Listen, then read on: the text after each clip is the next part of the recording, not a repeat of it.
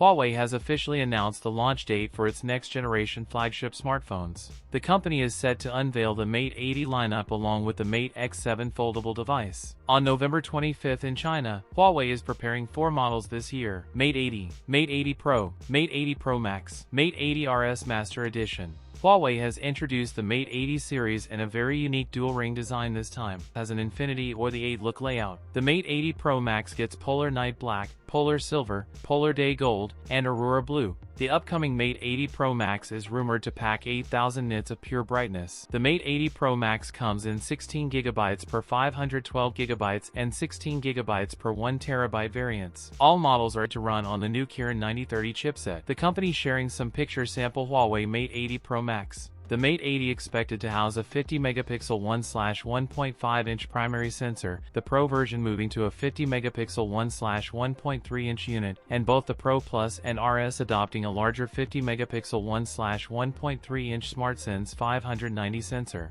Huawei Mate 80 Pro Max uses 2 periscope telephoto cameras. The dual telephoto camera with a 50MP telephoto camera with 50MP 1/1.28-inch and a 12.5MP telephoto camera sensor.